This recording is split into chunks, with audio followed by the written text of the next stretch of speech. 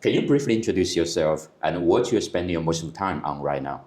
Oh yeah, I'm Donnie. I'm a senior studying physics and aerospace at Caltech. In my free time, I build a lot of robots. I lead the Caltech robotics team, where we build a humanoid robot as well as a VTOL drone. Other than that, I spend a lot of time thinking about the US and Chinese manufacturing space. My goal is really trying to understand why Shenzhen is so fast in terms of manufacturing, why 90% of hardware startups have to come from Shenzhen.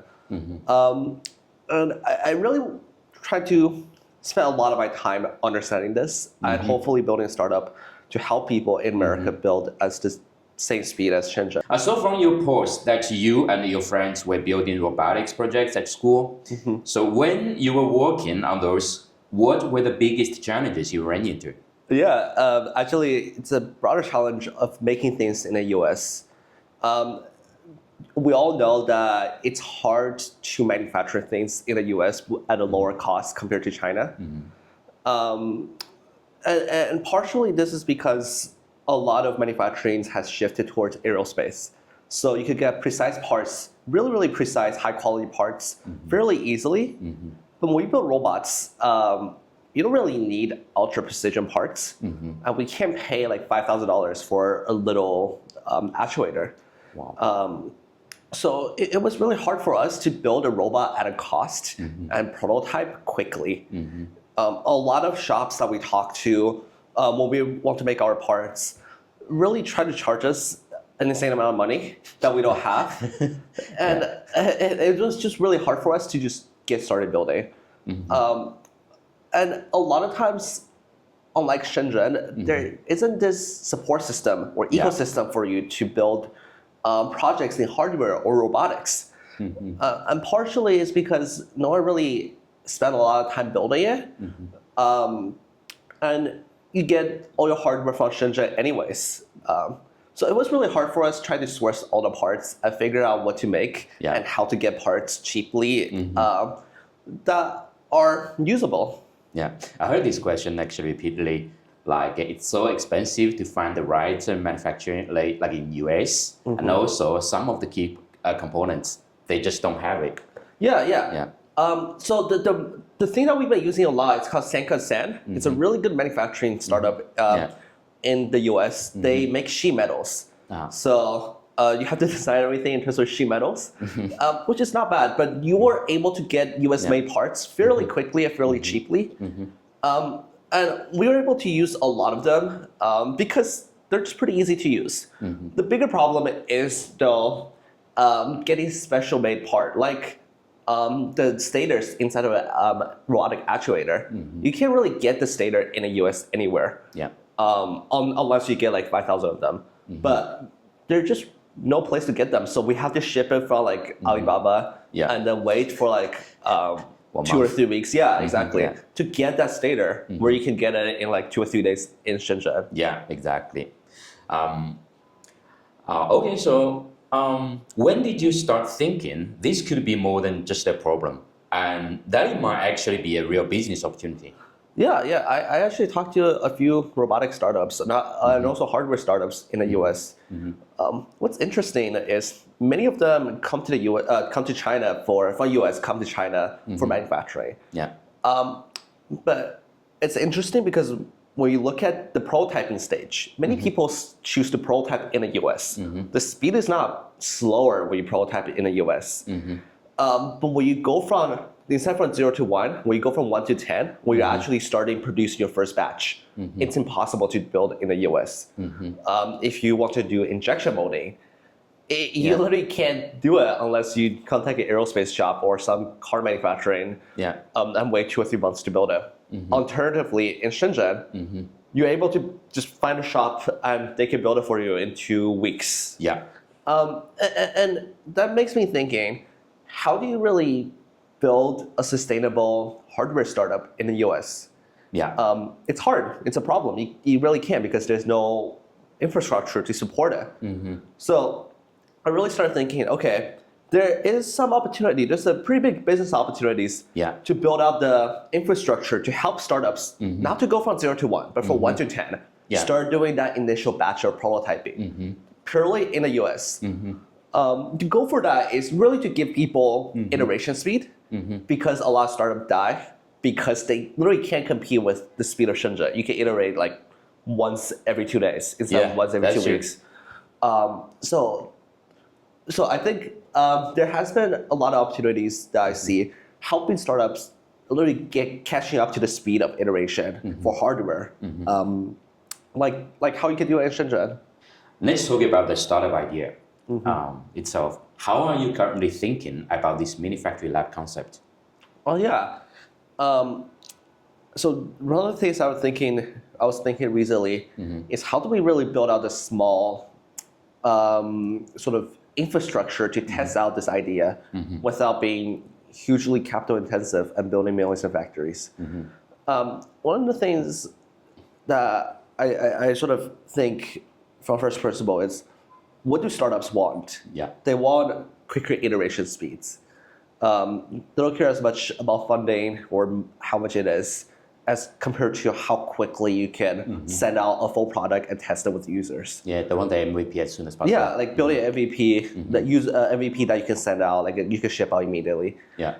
And I was thinking, okay, how do we really build that in the US without sort of making all the companies just come to Shenzhen and get all the supplies? So one of the things that might be a good fit is just building a mini factory. And the goal of this factory sort of is a shared factory that people, all startups can come in. And we don't want this to just be, oh, here we just rent out the equipment for you and be a mom and pop shop. Yeah. But we want to make this with technologies that we can help people get the initial batch quickly. Yeah. So one of the first example that I'm thinking to implement in this sort of shared factory is called quick tooling. So there's this idea of injection molding that when you make injection mold, you make the kit quickly out of aluminum or some steel. That takes a while because you have to CNC it, you have to EDM it, right? But if a startup that's trying to iterate in 2 or 3 days, you don't have time to spend a month developing tools. That's a big change. Yeah, exactly. Yes. And you don't have time to, like, you don't have, you're not making 5,000 parts, you're making 100 that you're sending out. Yeah. So I'm exploring with this idea of how do we make these type of injection mold out of resin 3D printing? So there has been this new technology called ceramic resin using SLA printers, so formula printers. And you're able to print an injection mold, a mold insert, not a full mold, basically, but an injection mold insert in 2 or 3 hours with the same precision, or a little bit lower, probably like 0.001 inches in precision, in 2 or 3 hours. And it costs you like what, $30-$40 each? Wow. Yeah. So you can literally start from ideas to a final product in less than a day. And my goal is really try to build up the physical backbone infrastructure to allow people to build that. Yeah. And to do it in the US, it's not saying, oh, we have to have all these machines do a sharing thing. But instead, how do we bring in high technology, bring in high talents to develop, to make this into a research effort, to make things that people have not made before anywhere else. And using this to help people prototype faster, build faster at a cost that's even faster than Shenzhen. Yeah, so it's not just like you move some equipment from Shenzhen to America, build like a mini lab or something. So it's more like you and your team, give all this like tech support and give them just basically it's a solution. It's kind of like. So like our entire goal is how do we speed up prototyping process. So the entire goal of the team is to think about new ways to prototype faster for people. It's not saying, oh yeah, we're just buying equipment from Shenzhen or from China and making a shared lab. Our goal is like, how do we help you transition from making 0 to 1 to 1 to 10 and then help you transition smoothly from the 1 to 10 to 1,000. So you're doing it all from like a product idea to exactly. Batch manufacturing. When you make quick tooling, the mold you make can easily be swapped to an aluminum mold. Yeah. It already helped you test Yeah. like do DFM for your mold. So a lot of those already are integrated with your manufacturing process. Yeah. And our goal is really try to be the integrator of like a product's manufacturing process from not just from the start, but also all the way from when they build up to 1 million units, things like that. And it's really important for me. And I think it's a thing that will allow people build a lot more hardware in Silicon Valley than just software or AI agents. Yeah, that's amazing. You're already raising funds around this idea, right? So when talking to investors, which part like resonates quickly and which parts like take more explanation? Yeah. So all investors know that it's hard to build hardware in the US. Yeah. It's a problem. Manufacturing is a problem. But the big misconception with investors is that manufacturing costs a lot of money. Yeah. You need a high capex to invest anything in manufacturing. And it's building a factory is expensive. Like manufacturer, like Please. VCs are not just going to throw you money to build factories. Yeah. And the returns for factories are usually pretty low. For conventional factories are pretty low, unless you do aerospace. But anyways, so investors don't really, a lot of times it's hard to tell them that building a manufacturing startup, building these type of sort of quick tooling or high-tech manufacturing startups have a huge potential in the future. And also, the cost is not really that high. Yeah. You don't need like $10 million to build a factory. You only need like what, $100K to rent out space and like $200K to buy equipment. And you can get started. And yes, it is a little bit more expensive. But I see it more as a vision to help revitalize a lot of the hardware scene within the US. And the potential market for hardware, building hardware in the US, it's a lot bigger. But the problem is solving this. How do you make sure people can build it and building the infrastructure for that? That's the hard part. So probably like one of the key questions that they can ask is like, what's the return and how do you make money from it? Because sometimes there are many ways to like work with small teams like who wants to build their own product. So like you either charge them like service fee or consulting fee or like the solution fee, or you just work with them like you take like a percentage from the batch manufacturing in the future. So like this way the return will be higher, but also you have to see it like make sure it's a successful product, has like a scalable future market. Otherwise, just based on this like service fee or like this solution fee, it's enough. So this will be like something the investor would would care about. So one of the things that we're thinking, how do we really monetize this? We don't want to just be a service provider and just be like a SaaS platform, because companies like Fictive or Xometry are already doing this. Our goal is really thinking, how do we help the company in the long term? How do we bring value to them? And how do we really develop a model that can solve a lot of these problems? So our entire goal is really trying to build out the physical layer and also building out an AI model that help people from 0 to 1 and all the way from 1 to 1,000. Because our goal is not just to help one company. It is. It's like we're helping one company, but like we want to help thousands of companies. You can't just be like have a human service to service model to do this. That's true. Our model is really trying to build out the AI infrastructure layer. So for example, when you go from 1 to 10, where you're scaling up, what type of softwares do you need? How do you build out the DFM software that immediately turns your CAD model to injection molding model using AI? Where you go from like what 10 to 1,000, how do we build out the AI model, the backend model that helps you connect directly to a manufacturing service, or how do you help you evaluate what type of service you need, or when you want to scale up and build millions. Can we build a model that automate your factories, or how can we build a model that help you figure out the cost benefits of building a factory, or if you want to scale it in China? So there has been a lot of models that we're trying to build on our way that we want to provide people with the ability to build. And our goal is really trying to make money and scaling up, helping all the potential hardware startups in the US to build. That makes perfect sense. I think that's a huge market there because like nowadays, many like hardware founders, they come to Shenzhen, they have to talk and test the different factories and talk to different people. And in the end, they may, by lucky, find the right people to connect with or not, because like there's so many factories here, you have to know who's capable of like provide exactly like a solution that you want. Otherwise, you're gonna waste a lot of time. And it's not like a standard product.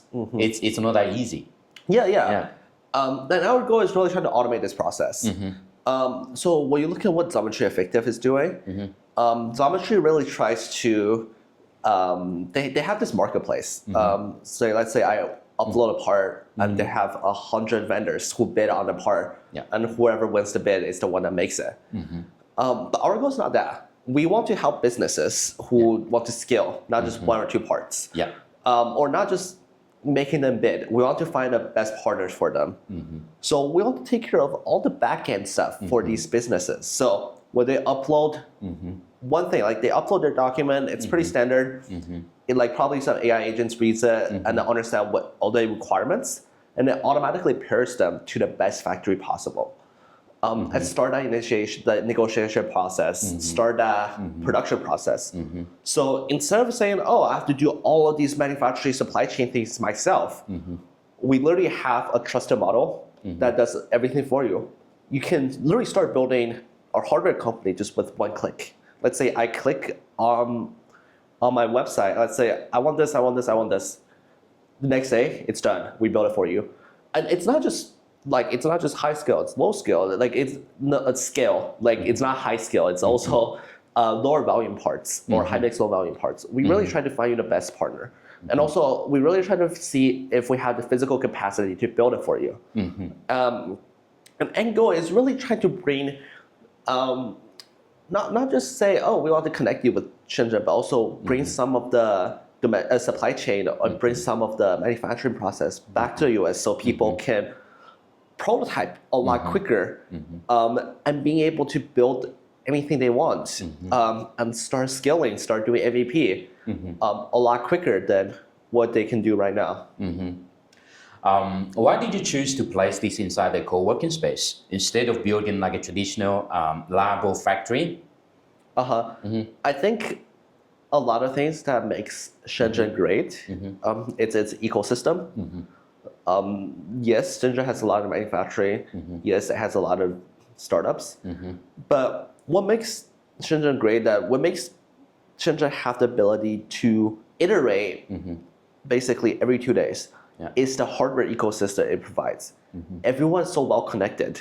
So let's say I'm a startup building like AI hardware, another startup is building eVTOL. I could talk to them and say, hey, do you know anyone who's reliable and who can make stuff for me? Or if I'm a manufacturer, is there a way that like I can communicate with other manufacturers to quickly help do something that I don't have the capacities of? And I think it's important to build out that ecosystem in the US because manufacturing in the US right now is everywhere. It's scattered everywhere. It's scattered everywhere. It's hard to build that ecosystem because everything is aerospace. So if you want to do hardware, it's really hard. And the goal really is to build a co-working space in terms of sort of like co-working factory that we help people prototype a lot quicker. And because people are in proximity with each other, this ecosystem starts to form slowly. Even if they leave, they still have friends there. And the bigger vision is really just trying to see how do we bring the model of Shenzhen to Silicon Valley to make sure people are well connected in terms of hardware, to make sure people have need in one thing or another can ask another company for it, or to make sure that things they build can easily be built instead of spending like 3 months trying to search for a part. Yeah. Okay. In your vision, like teams build and validate demos here, then connect directly to Shenzhen supply chain for production. What needs to be in place for that transition to actually work? You mean like like the transition from the US to Shenzhen? Yeah, because you in the end, like you still have to like move the manufacturing in like here in Shenzhen because all the infrastructure here, the full supply chain. Yeah, yeah. Yeah. What's interesting because initially, for a long time, I was like, can we just build out the entire infrastructure in Shenzhen? No, in the US. You can't actually. You can, yeah. It's too difficult. It's too difficult because Shenzhen has like 30 years of evolution with manufacturing. Yeah. You can slowly build up in the US, but it's still really, really hard. Especially when you want to go to big order. There are things like robotic actuators that simply are not made anywhere in the US. And there are a lot of OEMs in Shenzhen that's doing a lot of good things that US simply doesn't have. Yeah. And because of these ecosystems in Shenzhen, Yeah. if you want to make large number of parts, you really have to move here eventually. Yeah. Even if you build your factory in the US, you still need parts from Shenzhen. You can't say like, oh, I'm building everything domestically within the US. Yeah. Supply chain is a global thing. It's everywhere in the world. Yeah. And the goal really is, how do we make sure, first of all, evaluate, when is a good time for a company to start scaling up their supply chain? When is a good time for people to start building their hardware in Shenzhen? So our goal is really try to be that sort of expert in manufacturing to think about, is this a good choice for their company? And then if it is, how do we use the simplest model to evaluate what like supplier can be a good option? How to build out like AI infrastructure and also the physical infrastructure for people to immediately move seamlessly from the US to Shenzhen. Yeah. Like, how do you make sure they can continue their production, continue selling their products without any break in the middle, and move their entire production to sort of or some of their production to Shenzhen to help them. And I think the root of the problem is really trying to think about how do we make sure. I guess it goes back to the vision of the company. The goal is really trying to think, how do we really help people prototype faster? How do we help people manufacture things at a cost? How do we help these really, really smart American startups to compete with a lot of domestic startups in China? The goal is really try to help them think about these. And if Shenzhen is the right choice, most likely most of the time it is because you just can't do it in America sometimes. Yeah. We want to help them integrate seamlessly for what we're building. With the AI system. Yeah, with the AI system. Because physically, like we are, in the middle, there's an ocean. But if we build like an online AI system, like people can, connect and automate all this process like, seamlessly. That's doable. Exactly. Yeah. Not just, it's also like, not just making things, but also supply chain, logistics, things like that. There are a lot of things to consider. You're spending your winter break in Shenzhen to study the supply chain. What are you specifically trying to understand or verify while you're here? Yeah, my goal is really trying to understand why you can build so quickly in Shenzhen. Yeah. So over to the past 2 days, I started a project on some like optical projects that I just want to build for fun. Okay. I want to see what's the difference building in Shenzhen and building in the US. Yeah. I built a lot of cool projects at Caltech. So I was like, okay, let's see if I can build things faster in Shenzhen. And what's something that's interesting is the speed of prototyping is the same regardless of you being in Shenzhen and in the US. It depends on your personal ability to build quickly. Getting parts, it's not that hard in the US, it ends up. You can get out Amazon, DigiKey, McMaster. Yes, it's a little expensive, but the speed of building, you're still building at the same speed that you're building in Shenzhen. And what I really understand is not building that initial part. The initial part is really the same. It's scaling that initial part up. That's the hard part for the US. Yeah. For example, when you want to build the 10th part, when you want to start manufacturing it, you can't. You have to come to Shenzhen to do that. Yeah. You can technically 3D print it, but it's not going to be the same as injection molding. It's not a final product that you're selling. And I sort of realized, Shenzhen is really good for you to scale up. Yeah. It's a really, really good place when you want to start building the 10th part, when you want to build out the 100th part, when you want to do initial like alpha beta testing with your users and start shipping out them.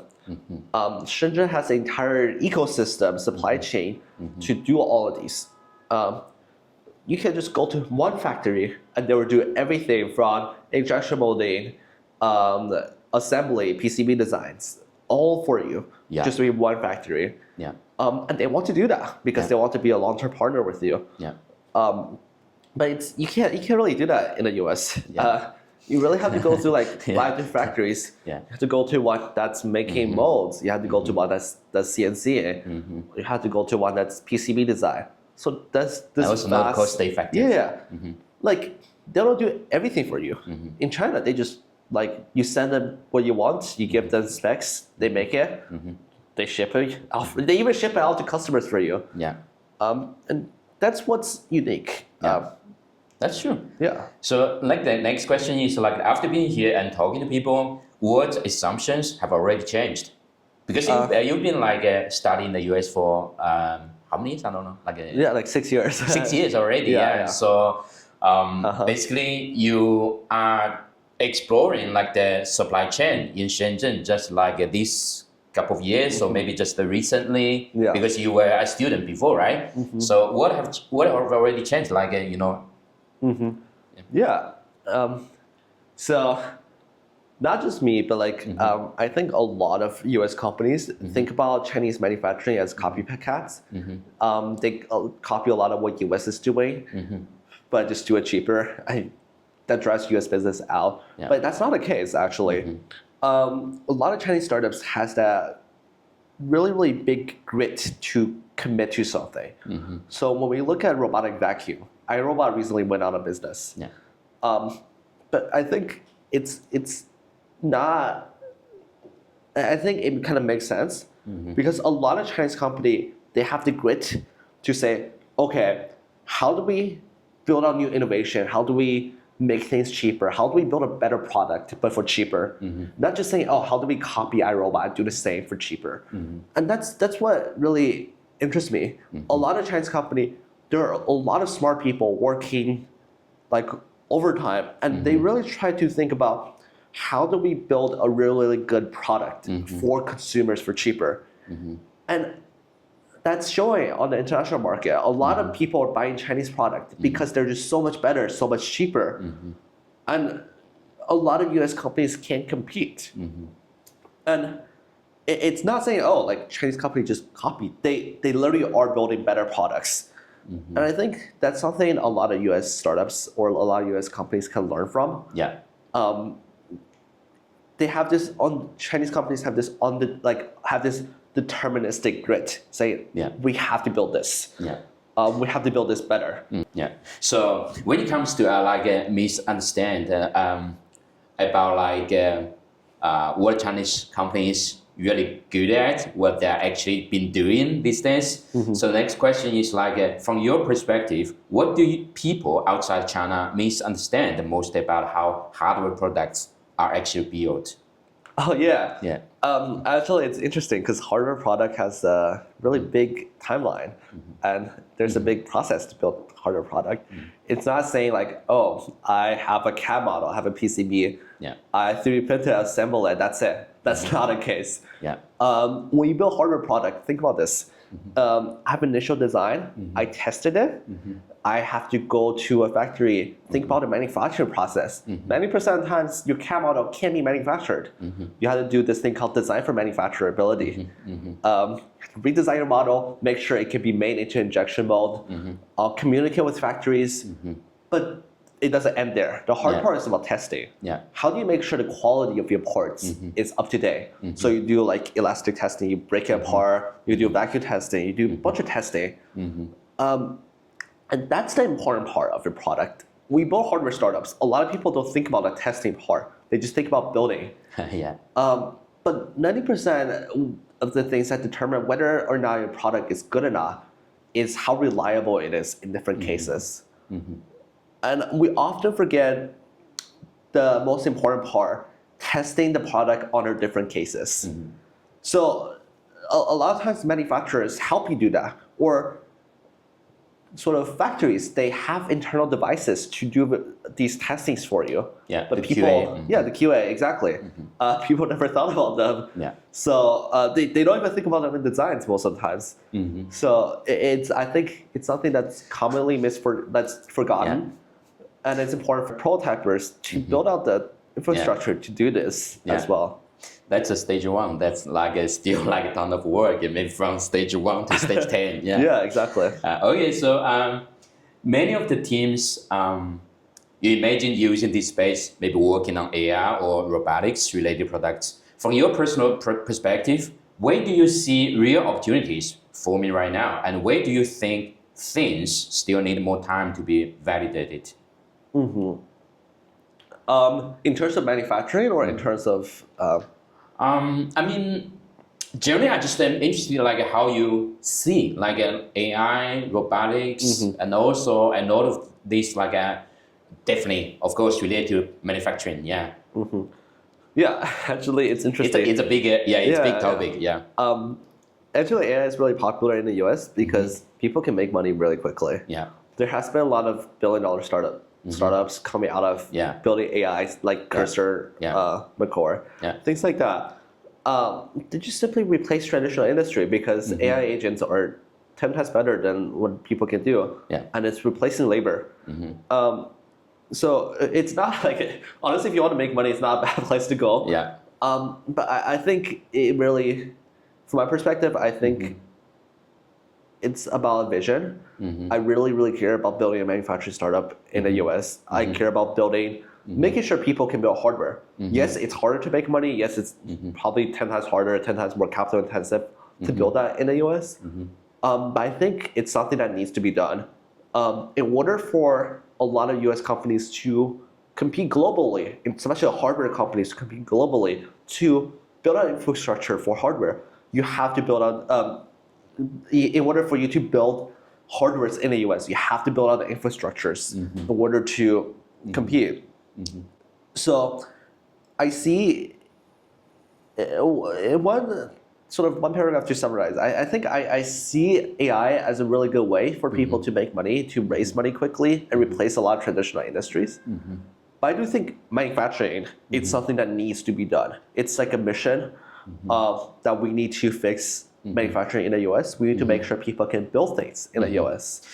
Let me rephrase a little bit. Like, so imagine like after 6 months or maybe a year, you build this like a co-working space with this factory lab in it. So you imagine like it will be like a bunch of AI, robotics related like teams, like join this co-working space and build the products from there. I think we really, either we want people to join or we want to be really integrated into their workflow. We want to make sure people who are building robotic companies or building AI hardwares can quickly prototype in the US. And our goal is really try to think about, we want to be selective, but also be open. We want to be selective of our initial batch of users, who are the best users to come in to test this. So we could go along with them to scale up to build an amazing product and hardwares. We also want to be open. We want to be able to provide people with access with these hardwares.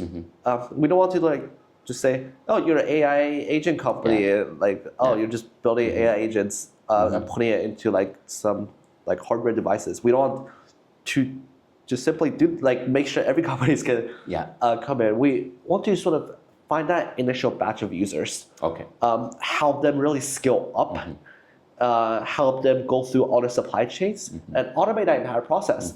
So not just them, but like millions of companies who are interested in hardwares can have the physical infrastructure, can have the AI models, can have everything to go and build hardware startups in the US.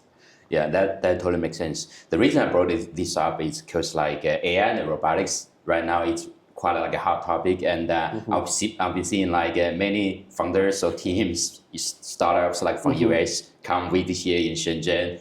Mostly I heard from like our ex or maybe from like my friend circle. It's all about like robotics. That's why I brought up. Oh yeah. And it's interesting because a lot of the US robotics scene right now are building foundational models. Yeah. Rarely are they building an entire robot from scratch. A lot of Chinese companies are doing the opposite. Yeah. They're doing the hardware, not the software. But yes, people are building robots, but like everything still relies on software. If you look at like Google DeepMind, they literally just bought some hardware from like, they still use Aloha, which is like a terrible art. But like they bought a bunch of hardware from China and work on the foundational models themselves. Or if you look at like physical intelligence, they are doing the same thing. They're building the entire software stack for robots because that's the problem where the problem is at. But in the long term, I do see a big discrepancy because when we want to scale up, we actually want to start selling. You don't have the manufacturability to do it. Yeah. So you just have to come to Shenzhen anyways to build it. But most likely you might just buy like a robot from China and just like put on your models for it.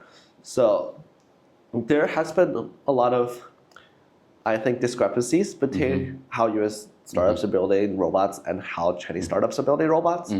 I think it's important to merge the two, to like, how do we make sure we help people build the physical hardware in the US and help Chinese startups to do the software? Yeah, I think that's like a great like potential future partnership from what I see. Because like here we're good at hardware, and the US they're good at like software. So what you are doing is like merge these two together and help people bridge this gap. Yeah. And I think it's important, especially US-Chinese relations. It's something that I think is really, really critical right now. US really want to be less associated with Chinese supply chain, but it's almost impossible to do it. Yeah, I understand. Yeah. And I think instead of saying, oh, US have to build everything domestically, it's important to say, oh, how do we build out a lot of critical infrastructures in the US, but also work with China to build out a lot of partnerships, build out a lot of investments. And I think that's the way to go, especially for robotics. Chinese robotic supply chain is the best in the world.